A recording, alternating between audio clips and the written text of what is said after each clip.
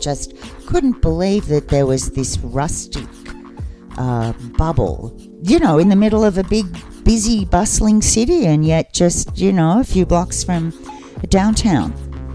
And there were a lot more characters. There were a lot more rundown boats. It was pretty funky. That was Margaret Casey. I'm Jeff, and this is Storied San Francisco. Every week on this podcast, you'll hear from poets, artists, business owners, and San Franciscans from all walks of life, telling stories, sharing personal histories, and trying to put into words what makes this city so special. Welcome to episode 29, part 2. In part 1, Margaret shared the story of her wacky journey from Australia to San Francisco. In this podcast, she fills us in on her life since she decided to make San Francisco her home. Included is the story of how she met episode 15 storyteller Sarah Davis and came to live on a houseboat in Mission Creek. Here's Margaret. Well, yeah, I was sort of burning with passion at the time. I'd hooked up with this poet and author named Alan Kaufman, who sort of spends his time between here and New York. He's just got a new book out called The Berlin Woman. But he and I were sort of rushing back and forth and here and there, and were we full of it? Yeah, probably. But we were living our dream, and we had a lot of fun. But it was a spectacularly dysfunctional relationship. Spectacularly. Even I was scandalized by it. But fortunately, we remain on good terms and talk to each other occasionally. So you got into writing poetry? Yes. Yourself? Yes, I did. And I had a modest success, but I also had to get to work and pay the bills and just sort of get real about... of course, I wasn't entitled to any benefits or anything like that. Not that I would have got them, but it was up to me. Mm-hmm. So... Do you still write poetry at all? I do, but I'm afraid the problem is I'm very happy. And I don't have that. I think you turn to something as distilled as poetry when you have great pain and you're looking for a way to share it out. Mm-hmm. And as time went by and I got happier and better adjusted and lost more bad habits, it's hard to do. Damn it, I'm happy. You'd be upset about being happy. Well, yeah, I mean, that's somewhere I could go. Sure, sorry, I'm just looking. I'm not happy about being happy. Yeah. So the saxophone, you're like, this... I'm like, this is it. This just anywhere that can make magic like this is special. And I started to buy into all the anecdotal stuff that people would say about San Francisco, such as it's magical or it's not like anywhere else or only in San Francisco. I came to subscribe fully to that.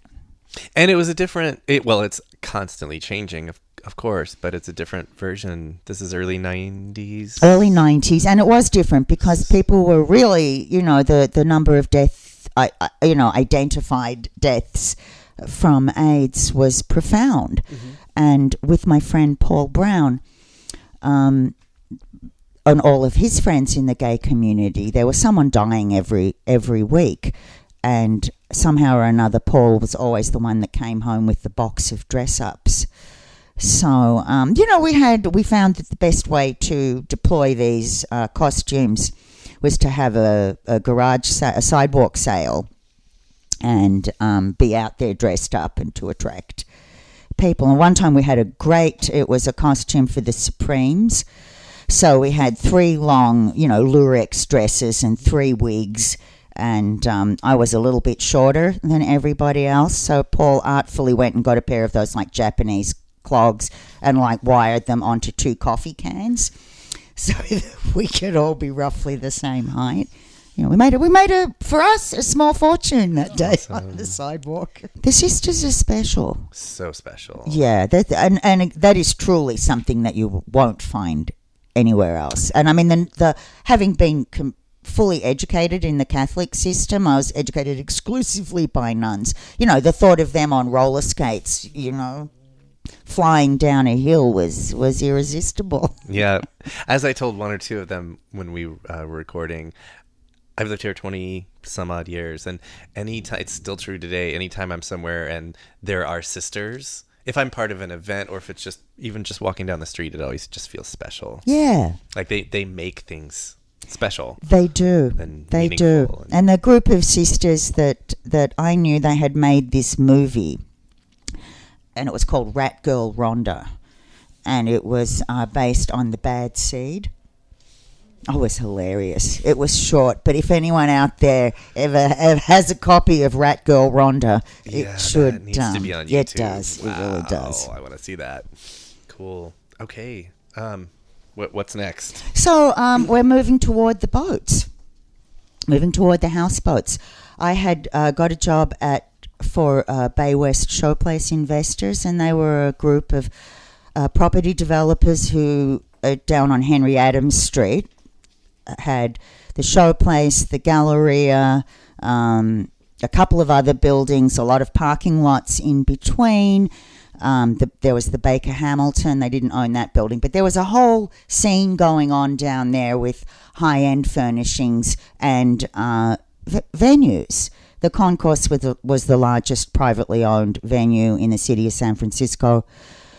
So, we would get a lot of requests, and we did a lot of big events. The Exotic Erotic Ball was there for a long time, and that had originally started out as like truly an underground people's event, but I truly... a lot of things. Yeah. By the time it ended, I think it was just, prom night for tweakers. Mm-hmm.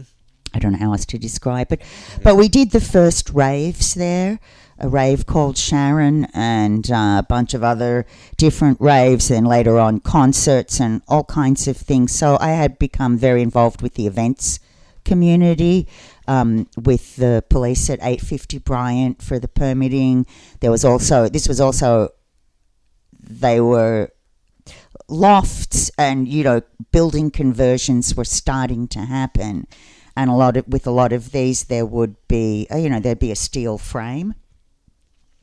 So whereas before we had never had any neighbours to complain about the noise, we started to get residents, especially once we started doing the raves, because the bass will travel and it'll reverberate in the steel frame, and it's no good telling residents, well, if you want a bucolic lifestyle, what are you doing here? But it reminds me of people who move somewhere and don't bother to know where they're moving, and then come in and complain. And there's a freeway running, and you knew that when you moved in. Well, that's right. The airport. And another thing that we did a lot of was Latin dances. Oh, fun. With the guy that owned Cesar's Latin Palace on Mission Street. And so we would have these big Latin dances, and they were a lot of fun. There would always be a photo op with a statue of the Virgin Mary, where you could, the Virgin of Guadalupe, where you could take your Polaroid home with you. People would walk around with these little sort of woven, I don't know really what you'd call them. They were sort of strips, but you could identify yourself regionally. There'd be some great cat fights on the floor, as somebody's mistress was there with somebody's wife, and it could all blow apart. And the guy that owns Cesar's Latin Palace, his name was Cesar Ascaruns. And the greatest compliment he ever paid me, he was a certain type of guy, and he would come around and try and talk me into renting him the building, and I'd be resisting. And finally, his big move was he dropped to one knee and sang "Tie Me Kangaroo Down Sport" by Rolf Harris. And it was like, okay, I'll go back to my office and do the contract. So it was during that course in time that I was acquiring a lot of knowledge about crowd control, about waste disposal, about all kinds of things like this. About event management. Exactly. Yeah. And so I worked on and off for this company for like 15 years. And by about 1998, the tech conferences were starting to really take this new format of being huge events. And so there was a company called PeopleSoft, and they were as big as Salesforce is now. But PeopleSoft started doing these user conferences, and they hired these two guys, Ron Regina and Don Richards, very creative guys who had come through the School of Architecture at UC Berkeley. And they came to me and said, listen, we've got to do this huge concert. It's got headline entertainment, and we want the concourse, but we also want the showplace and the Galleria, and we want the traffic circle. We're going to put a Ferris wheel in there, and we want the baker, and we want. So working with them, that was how I met Sarah Davis, because it sort of called in everybody in town to work on this huge event. And it really paved the way for street closures, for private events. Mm-hmm. Before then, it was virtually impossible to get a street closure for a private event. Right. They had to be public and free and open. So that sort of started the blueprint for that kind of thing. And I suspect I met Sarah Davis at the dumpsters. We were having an excited, enthusiastic conversation at the dumpsters. At the dumpsters. That's amazing. But you're talking about like your Oracle World and your whatever the gaming one and exactly. the Apple one. So this first one, I think it had my memories. I know it had Chris Isaac, and it had, drawing a blank, who did Rock Lobster? Oh, the B-52s. Yes, it had the B-52s and a bunch of other people and bands playing in every room. It was huge. Mm-hmm. And I remember at some point in time, in the concourse, the restrooms at 7th Street broke down, not surprisingly. And so, I'm on the radio and there's all these people, the restrooms are broken down, quick. The restrooms are broken, the restrooms are broken. I remember getting on like, the restrooms are dead. Forget it. Restrooms, no more. Shut them down. At least you had them and you had the intent to that's right. That's exactly right. And then sadly for me, that was the beginning, not sadly, of my voyage of discovery in the world of public sanitation. Which I remain at the forefront of today. Interesting. Yeah, your one of your emails, maybe the first one, mentioned your work with Off the Grid, the Sunday That's picnic. right. I work for the Presidio Trust in their cultural and community programs division. So doing sanitation or no? Okay, no. It's got to be more than that. No, but we have grown this Presidio Picnics event from being something that attracted a few hundred people over a few weeks to regularly getting 7,000 people every Sunday. I can attest to that. I've been. Oh, you've been? I loved it. I got there early. Did you have no, you got there early, so you didn't have a problem getting to the restaurant. I got there early. Yeah, I like that. I like to get there early. Everyone should get there when early. It gets to a certain critical mass, I get out of there. That's right. In general. Yep. But yeah, it was lovely. It's also just it's a beautiful property. Well, it is, space. And it's a curious thing because it's a national park. So it's a national park in an urban centre. Yet our mindset is more, you think more Yosemite than Golden Gate Park. But people come in expecting Golden Gate Park. So it's been a voyage of discovery to find ways to get people to come for the picnic and then stay for the park.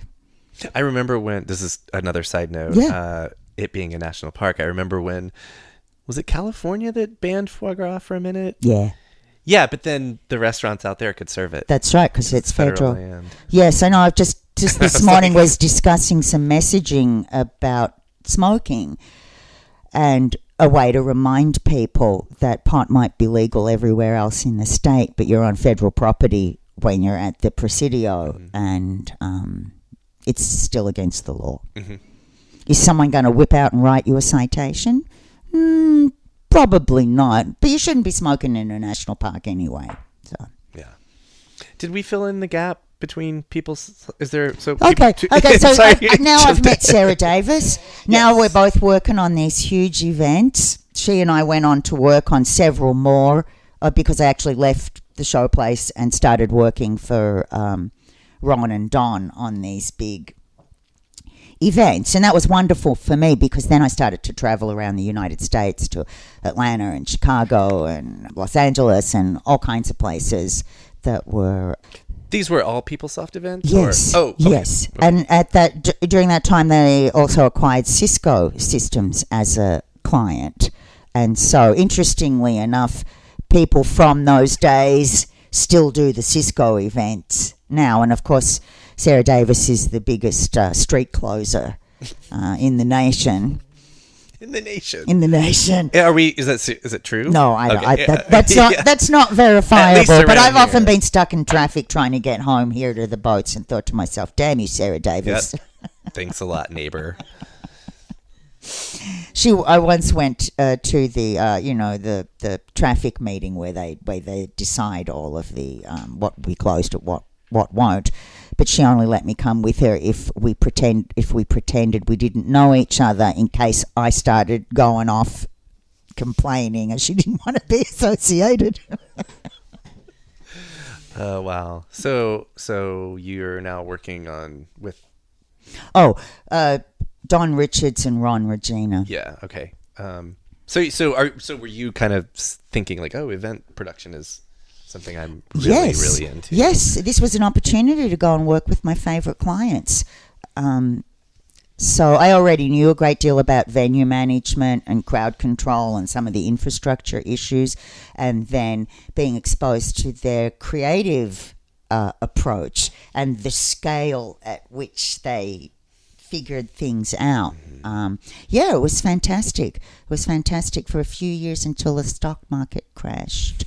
I think at the end of 2001. Mm-hmm. It was going down the tubes, and everybody was pulling back on their spending. And I actually got a call from the showplace who said, "So what's it going to take for you to come back?"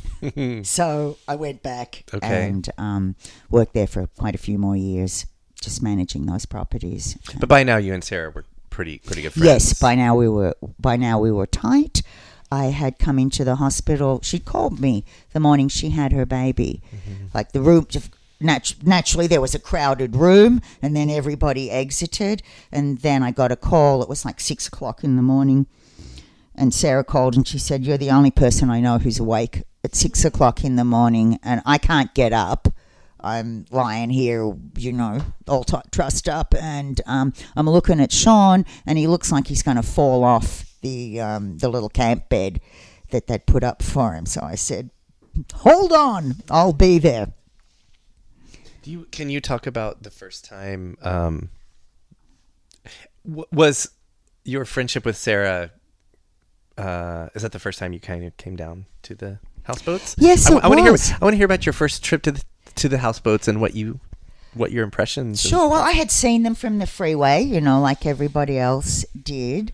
I kind of knew through Sarah that she lived down here, but before all of the UC campus was built out, and they had the golf range down there under the freeway, and they had this great little cafe that sold terrific hamburgers, and it was a popular Friday destination. And I had been talking to Sarah about it, and she said, "God, whatever you do, don't park in the houseboat parking spaces when you go down there." So we just arranged the next time I went down there, I came over to visit. And the community garden was in its full glory at that point in time. And I just couldn't believe that there was this rustic bubble, in the middle of a big, busy, bustling city, and yet just, a few blocks from downtown. And there were a lot more characters. There were a lot more rundown boats. It was pretty funky. As people know, it's very hard to get in here. And what happened for me was that I was actually living in Las Vegas doing a project there. And I got a call from Sarah Davis one Friday night. She was pretty let's just say she'd had a few drinks, and she said, "Hey, do you want to come live on a houseboat? Philip's going to Europe for 3 months, and you can have his boat if you want." That's the phone call I'm still waiting on, by the way. And Yeah. I will be for the rest of my... Anyway. Let me tell you, if you get it, you say yes, and you do it right away. So that's what I did. I left Las Vegas and moved into Philip's house and spent 3 months here. That's Philip D'Andrade. And In this exact houseboat? no, he's a couple doors down Okay. Got it. that away. And after 3 months, I couldn't stand the thought of leaving. It was, I couldn't do it. I had trouble, packing up my stuff and figuring out what to do. I just didn't want to go. So I took a second look at what was for sale. Now, this place had already been presented to me as the second worst boat on the harbour and pretty much a total write-off and forget about it. And I looked at it and I thought, no, I can fix this. I can do it. So fortunately I had a little money.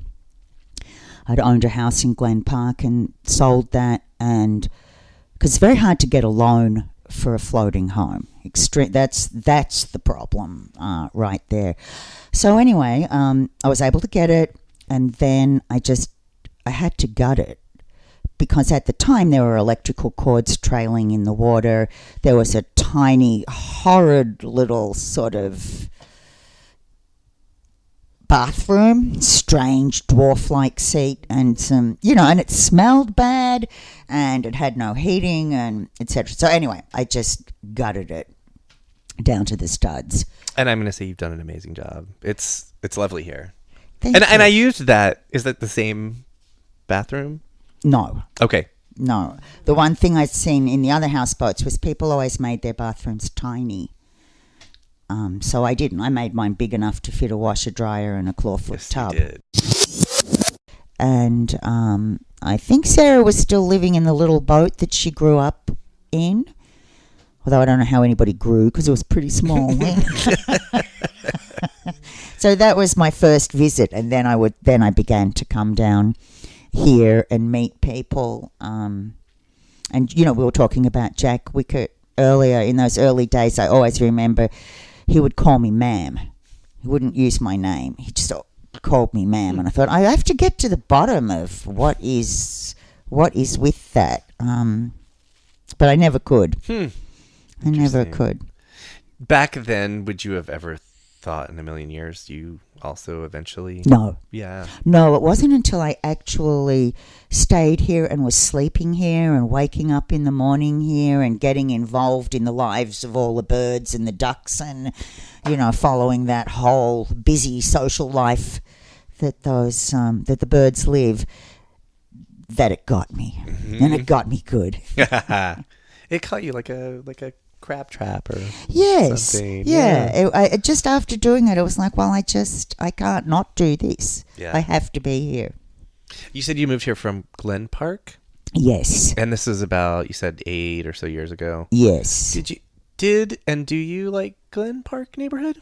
Yeah, I loved it. It was really good. It improved a lot. It had always had the library, but eventually it got the supermarket, and there's Tiger's Cafe, and there's that great bookstore, and lots of other good things. And who can beat living near a BART station and freeway access? And it was a great place.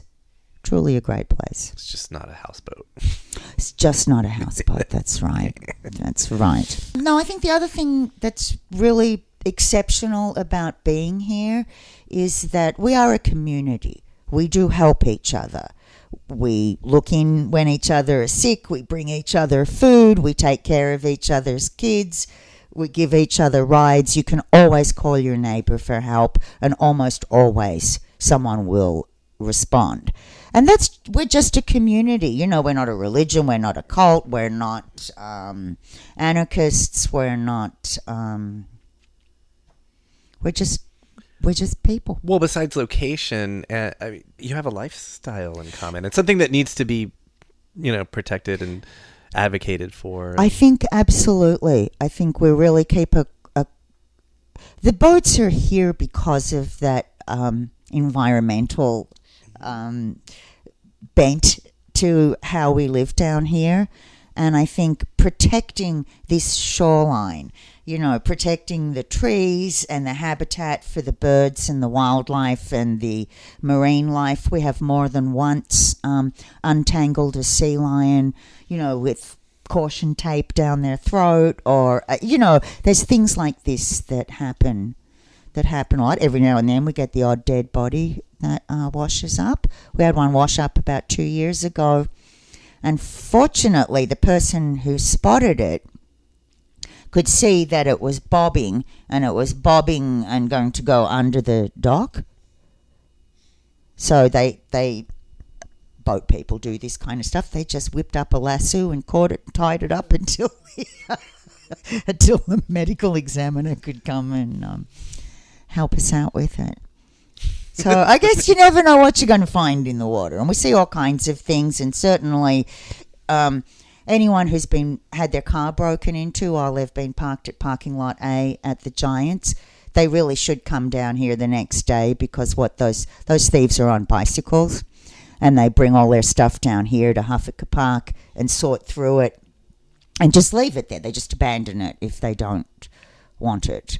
One day I found a hockey referee's bag, which I could only knew what that was because my husband's a hockey ref, second longest serving referee in Northern California. So I thought, that looks like a hockey bag. And I went up there and went, oh my God, it's got knee pads, and it's got the striped ref's jacket, and it's got the book of rules. And so I just called the guy, and he came and got it. And of course, it had been stolen, while his car was parked at parking lot A. Another day I saw a suitcase, and it had, stuff thrown all around it. So I thought, let me have a good look at this. And it was someone from Sydney. So I called the guy up, and it turned out he was over here to help his niece, who lived in Philadelphia, move out to work for UCSF. And they had only been parked for 2 hours. And there was, they'd taken everything. There was just a bunch of shirts and stuff like that. But, if your car gets broken into down there, try walking down the path here. One thing I often see in the water is briefcases and backpacks, and somebody's stolen them, gone through them, and just tossed them. That was Margaret Casey. Check back next week when we'll hear from a group of Project Open Hand volunteers. Music for the podcast is by Otis McDonald. Film photography is by Michelle Kilfeather. You can follow us on Facebook, Twitter, and Instagram to learn about some of the stuff we do besides the podcast. Find the nearly 80 episodes on our website, storiedsf.com, which is also where you can now go to pledge your support for the show. If you're listening on Apple Podcasts, please rate and review the show for us. Send comments or suggestions to storiedsf@gmail.com. Thanks for listening.